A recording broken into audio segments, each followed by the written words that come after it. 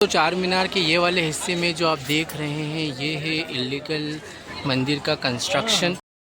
अस्सलाम वालेकुम वीवर्स, अभी मैं आ गया हूँ चार मीनार पर। और चार मीनार इस तरह से, ये पूरा जो हैदराबाद सिटी है इस तरह से बनाया गया था कि चारों ओर रास्ते हैं। ये जो चार मीनार का पहला रास्ता है ये इस तरह से दूसरी तरफ खुलता है। और अभी जहाँ मैं खड़ा हुआ हूँ वो बिल्कुल मक्का मस्जिद के सामने वाला हिस्सा है। ये मक्का मस्जिद का दरवाज़ा है, आप देख सकते हैं।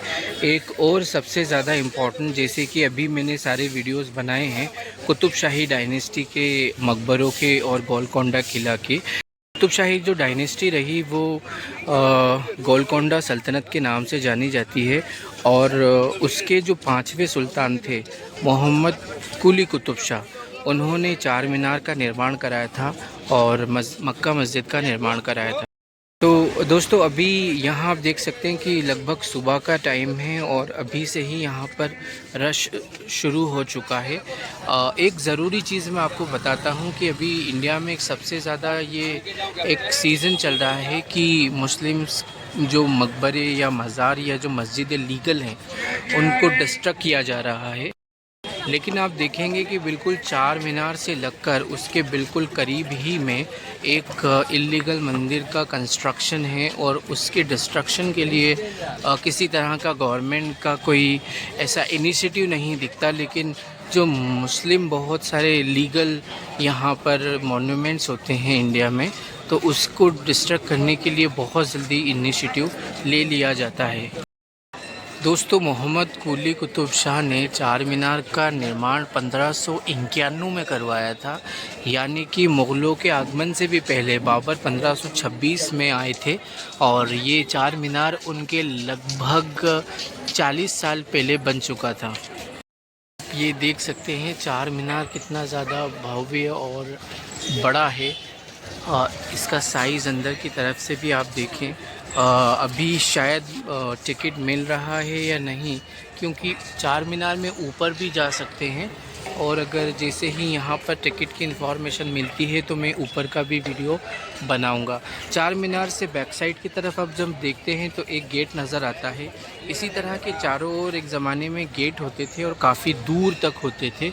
और जो पर्शियन ईरानी जो आर्किटेक्ट थे उन लोगों को बुलाया गया था चार मीनार और हैदराबाद के पूरे डिज़ाइन को तैयार करने के लिए।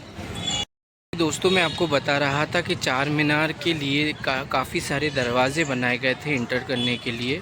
तो सामने की तरफ देखने के बाद आपको एक और दरवाज़ा दिखेगा। ऐसे ही चारों ओर चार मीनार के इस तरह के दरवाज़े बनाए गए थे। और पीछे वाली बैक साइड के अंदर चार मीनार के मक्का मस्जिद है, उसका निर्माण भी कुली कुतुब शाह ने ही करवाया था। दोस्तों मैं चार मीनार के फ्रंट वाले साइड में खड़ा हुआ हूँ और इसी के साथ में यहाँ से बैक साइड में आप जब देखेंगे तो यहाँ पर बैक साइड में मक्का मस्जिद है। आपको मैं आगे जाकर दिखाता हूँ। सामने की तरफ देखेंगे तो जैसा कि मैं आपको बता रहा था कि चार मीनार के चारों ओर रास्ते हैं। और ये इस तरफ से अगर मैं बैक साइड में दिखाऊं तो सबसे ज़्यादा नेरो यही वाला रास्ता है, बाकी काफ़ी चौड़े हैं। और जैसा कि आपको मैं बता रहा था कि बिल्कुल चार मीनार से सटकर एक इलीगल मंदिर का कंस्ट्रक्शन है। देखिए ये बांस बंधे हुए हैं और उसी से यहाँ पर एक मंदिर का निर्माण करा दिया गया है। और यहाँ से आप बैक साइड की तरफ देखेंगे तो जामा मस्जिद। दोस्तों पीछे की तरफ है मक्का मस्जिद और ये बिल्कुल एक इलीगल कंस्ट्रक्शन जो काफ़ी समय से है। बड़ी बात दोस्तों ये है कि ये मुसलमानों की कितनी ज़्यादा मुस्लिम्स की सहिष्णुता है कि वो किसी तरह से इस तरह के इलीगल पर भी ऑब्जेक्शन नहीं ले रहे हैं। लेकिन एक सबसे बड़ी बात यह है कि लीगल जो भी मुस्लिम्स की प्रॉपर्टीज़ है उसके ऊपर किस तरह से यहाँ पर किसी अभी गुजरात में ही वेरावल एक शहर है जहाँ पर सोमनाथ पड़ता है, वहाँ पर बहुत सारी जो मुस्लिम्स की ज़मीनें थी और दरगाह और मज़ार का डिस्ट्रक्शन कर दिया गया। हाई कोर्ट ने रोक लगाई थी, लेकिन उसके बावजूद हाई कोर्ट के जो वहाँ का प्रशासन है, ज़िला प्रशासन, उसने ना सुनते हुए भी डिस्ट्रक्ट मज़ार और जितने भी आसपास की चीज़ें थी, मस्जिद थी, उसको डिस्ट्रक्ट कर दिया। लेकिन ये इलीगल जो यहाँ पर मंदिर है उसके डिस्ट्रक्शन के लिए कोई इनिशिएटिव और कदम नहीं उठाया जा रहा है। तो चार मीनार से ही बैक साइड की तरफ अगर हम देखें तो एक और हिस्टोरिकल मस्जिद है।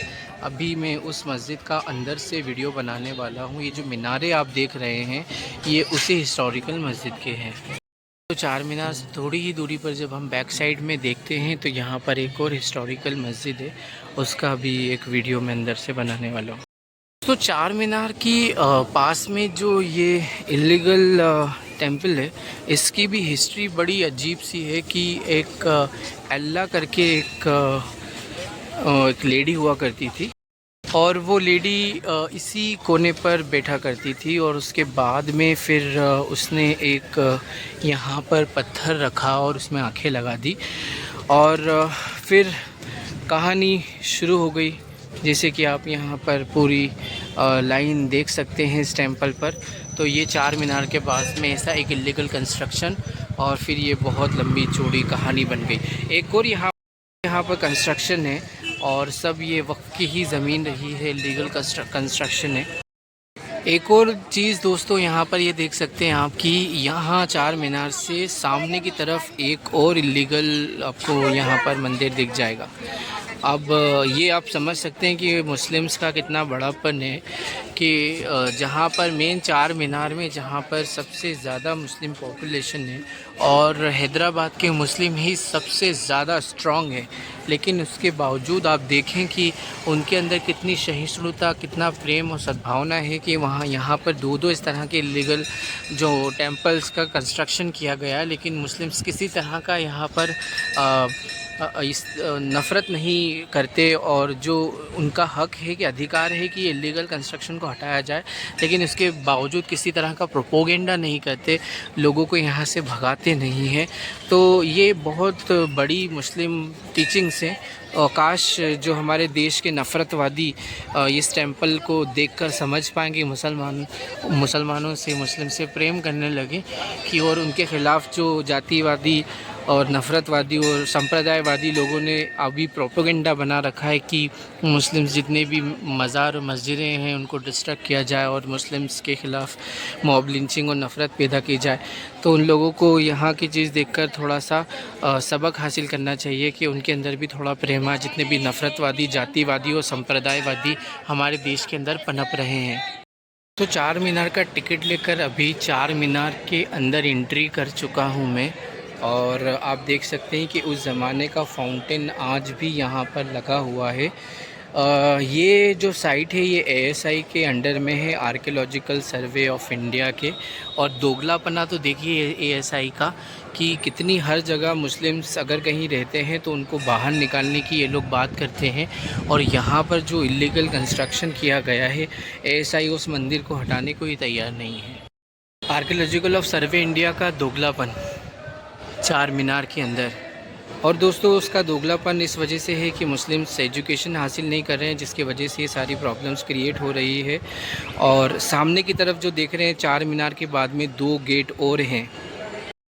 दोस्तों ये जो चार मीनार के आप बैक साइड में देख रहे हैं इसे बोलते हैं चार कमान। चार कमान से इसे जाना जाता है और इसी तरह से जो चार मीनार है, चार मीनार के चारों कोने पर इस तरह के एक ज़माने में चार कमान हुआ करते थे। ये चार दरवाज़े अभी जहाँ मैं खड़ा हूँ वो मेन फ्रंट वाला दरवाज़ा है। यहाँ से आपको चार कमान के दो गेट दिख रहे हैं और इसके अलावा अगर बैक साइड में देखें तो कभी इस साइड में भी चार कमान के गेट हुआ करते थे। तो अभी फ़िलहाल आपको यहाँ सामने से देख सकते हैं और अगर मैं बैक साइड में घूम जाऊँ तो चौथा हिस्सा इस साइड में है। तो यहाँ भी चार कमान कभी हुआ करता था। और यहीं से अगर मैं आपको दिखाऊं तो यहाँ से मक्का मस्जिद के आपको मीनारे दिख रहे होंगे। अगला वीडियो में मक्का मस्जिद का बनाने वाला हूँ। और अभी टिकट लेने के बाद में हम चार मीनार में ऊपर भी जा सकते हैं। यहाँ से ऊपर जाने का रास्ता है और अभी फिर मैं ऊपर निकलने वाला हूँ। एक और चीज़, ये जो आप देख रहे हैं इस मंजिल तक जाने की इजाज़त है और सबसे ऊपर वाले हिस्से में खूबसूरत सी छोटी मस्जिद बनी है, अभी वहाँ पर नहीं जा सकते हैं। चार मीनार के इनसाइड वाले में हिस्से में हूँ, यहाँ से रास्ता बंद है और ये वाले हिस्से से अभी मैं ये सीढ़ियों का रास्ता है, यहाँ से आप देख सकते हैं। तो दोस्तों ये वाला जो हिस्सा है सामने की तरफ से अभी मैं सीढ़ियों से चार मीनार के ऊपर वाले हिस्से में जा रहा हूँ। ये इस तरह की गोल सीढ़ियाँ यहाँ पर लगी हुई हैं, से हमें घूम कर ये चार मीनार की ऊपर वाली सीढ़ियों से हम लोग जाते हैं। दोस्तों चार मीनार की जो ये सीढ़ियाँ हैं बिल्कुल इस तरह से ये गोल एक राउंड लेकर आपको ऊपर की तरफ लेकर जाता है। एक और मंजिल है चार मीनार की, लेकिन यहाँ पर लॉक है, यहाँ एंट्री नहीं है। सिर्फ हम लोग ऊपर वाले हिस्से में जा सकते हैं जहाँ पर क्लॉक लगा हुआ है, घड़ी लगी हुई है। चार मीनार की सीढ़ियाँ चढ़ते हुए मैं आ गया हूँ इसकी दूसरी मंजिल पर और यहाँ भी एंट्री नहीं है, यानी कि हमें ऊपर जाना होता है और तीसरी मंजिल पर चढ़ना होता है। तो अगेन मैं इसकी थर्ड वाली मंजिल पर आ गया हूँ और इस पर भी लॉक लगा है। लिए मैं आ गया हूँ चार मीनार की चौथी मंजिल पर एंट्री है और यहाँ पर ऊपर की तरफ एक मस्जिद है, लेकिन उस पर भी लॉक लगा हुआ है। मैं यहाँ पर आ गया हूँ चौथी मंजिल पर और यहाँ से आप चार कमान दोबारा देख सकते हैं। सामने की तरफ एक और हिस्टोरिकल मस्जिद है, मीनार का वो हिस्सा है जहाँ पर क्लॉक लगी है।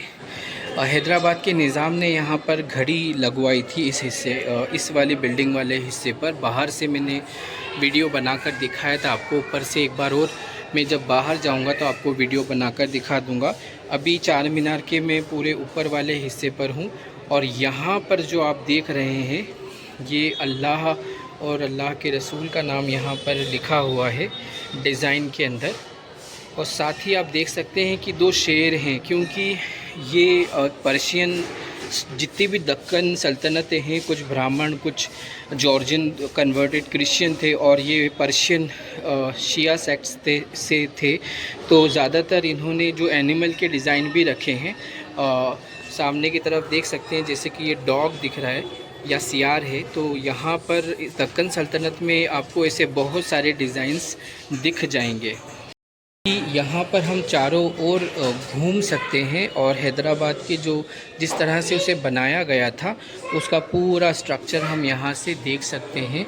ऊपर की तरफ से देखें तो इस तरह के पूरे डिज़ाइन बने हुए हैं और हैदराबाद इसी अंदाज़ में बना हुआ है। सामने की तरफ सीधे आप जब चार कमान से जाएंगे तो मूसी नदी आ जाएगी और थोड़ी दूर पर मैं आपको जूम करके दिखाऊं, ये जो गुंबद दिख रहा है ये है हाई कोर्ट है हैदराबाद की। दोस्तों यहाँ पर एक इलीगल मंदिर का कंस्ट्रक्शन किया गया है। बहुत सारे यहाँ गैर मुस्लिमों की दुकानें हैं। जितने भी नफ़रतवादी जो बोलते हैं मुसलमानों से व्यापार ना किया जाए, वो सबक सीखें कि मुस्लिम से ही सारे गैर मुस्लिमों के व्यापार चलते हैं। अगर वो व्यापार बंद कर दे तो आगे उनका क्या होगा।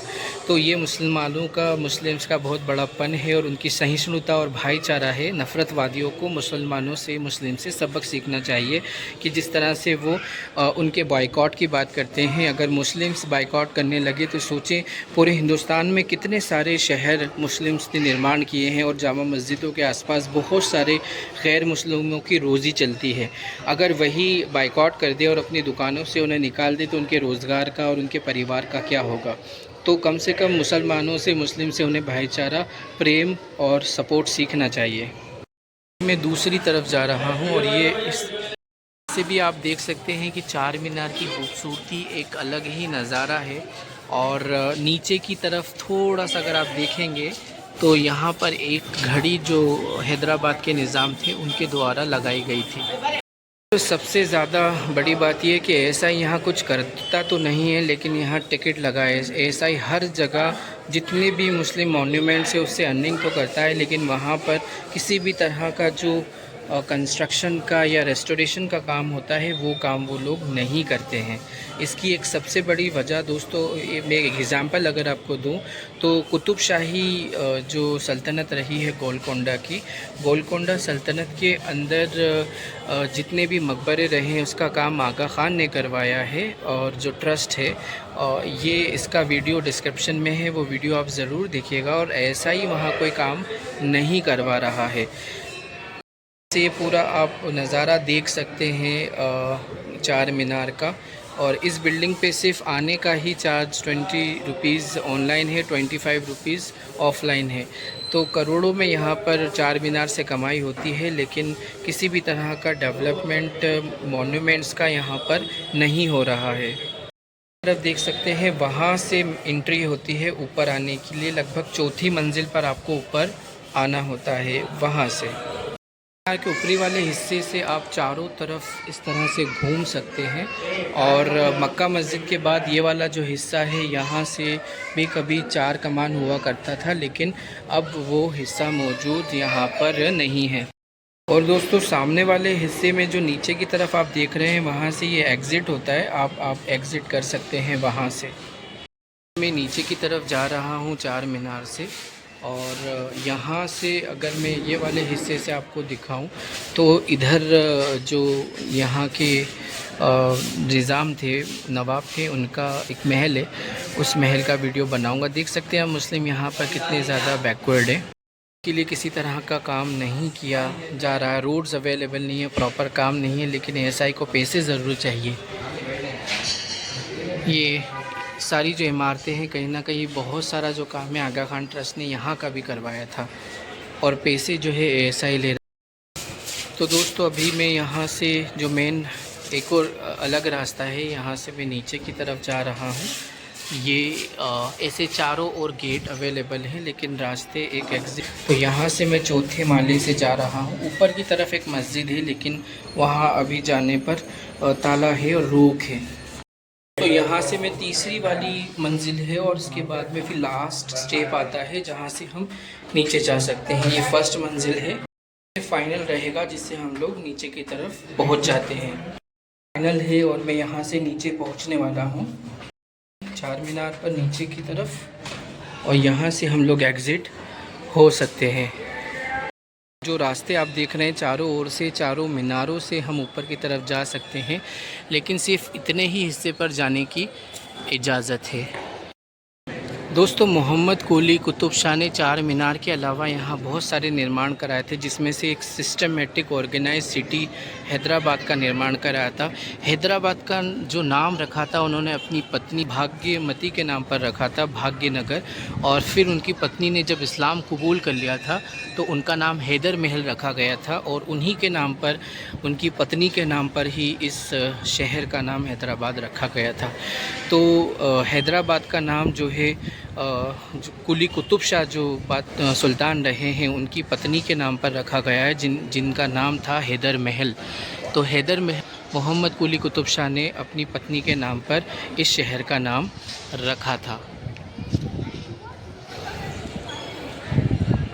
कुछ ऐसा नज़ारा है इनसाइड वाले व्यू का चार मीनार के। और यहाँ से अगर मैं आपको अलग वाला साइड इलीगल जो मंदिर है इसका सारा का सारा जो अतिक्रमण भी है, पहले ही वो तो अतिक्रमण है, लेकिन उसके अंदर का जितना भी ट्रैश है वो भी यहीं पर ही डाल दिया गया है। ये एक अलग ही लुक सुंदर सा हैदराबाद के इस चार मीनार का दिखता है दोस्तों। सबसे बड़ी बात जो ये फव्वारा देख रहे हैं आप, ये पत्थर का नहीं, उस ज़माने में लोहे का फव्वारा लगाया गया था। जो नज़ारा देख रहे हैं आप, it's very nice and beautiful. आप ऊपर से इसमें इतनी सारी नक्काशियाँ इतनी बारीकी से की गई है, और वो भी एक ऐसे ज़माने में जब आप सोच भी नहीं सकते। दोस्तों चार कमान के बाद और ये चार मीनार के बाद में जो वीडियो मैं बनाने वाला हूँ वो मक्का मस्जिद का बनाऊँगा।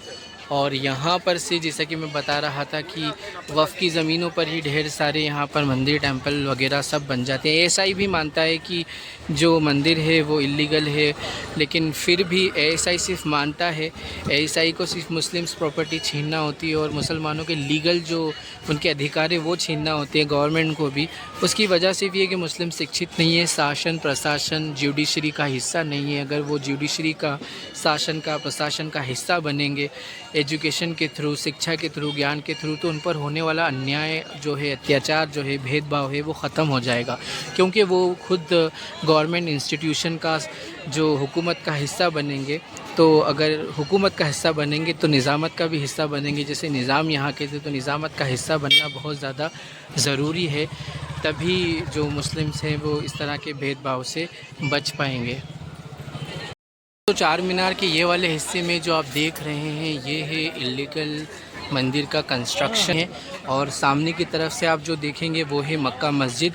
अब ये सारी जो प्रॉब्लम्स मुसलमानों के साथ हो रही ना, एक एजुकेशन और दूसरी मुस्लिम्स में नेपोटिस्ट ऑर्गेनाइजेशन यानी परिवारवाद वाली, दूसरी जो कौमें हैं उनके अंदर ऐसी बहुत सारी ऑर्गेनाइजेशन है जो सिर्फ अपने कौम के लिए जीती है। उनके अंदर किसी तरह का फैमिली निज़ाम नहीं होता है, और मुस्लिम्स के अंदर ऑर्गेनाइजेशन के अलावा जो मुस्लिम्स खुद है वो सिर्फ अपने परिवार के लिए जीते हैं, और परिवार से ही कौम बनती है। लेकिन जब सिर्फ परिवार के लिए जीने वाले लोग कौम के लिए नहीं जिएंगे तो ऐसी कौमें आगे जाके भेदभाव, अन्याय और अत्याचार का शिकार होती है, जो मुसलमानों के साथ में हो रहा है। ये मंदिर उसका एग्जाम्पल है। और दूसरे जो मुसलमानों के लीगल कंस्ट्रक्शन तोड़े जा रहे हैं, ये भेदभाव और अत्याचार का एग्जाम्पल है। तो शिक्षित, संगठित होने के साथ में एक ऐसी ऑर्गेनाइजेशन होना ज़रूरी है मुस्लिम्स में जो सिर्फ कौम के लिए जिए, ना कि परिवार के लिए। तो दोस्तों, अगर इन शॉर्ट में मैं इस ब्लॉग को ख़त्म करूं, एंड करूं, तो इस ब्लॉग के अंदर ये था कि हैदराबाद का जो निर्माण कराया था वो मोहम्मद कुली कुतुब शाह ने करवाया था अपनी पत्नी हैदर महल के नाम पर। और इसी के साथ अब मैं ब्लॉग को कंप्लीट करता हूं। होप सो कि आपको ये इन्फॉर्मेशन अच्छी लगी होगी। So thank you for watching. और एक चीज़ जो हमेशा से मैं आपको बोलता हूँ, that I am travelling all over India just to tell you the real history of India. So friends, please like, share and subscribe my channel. Thank you for watching. Keep smiling. Allah Hafiz.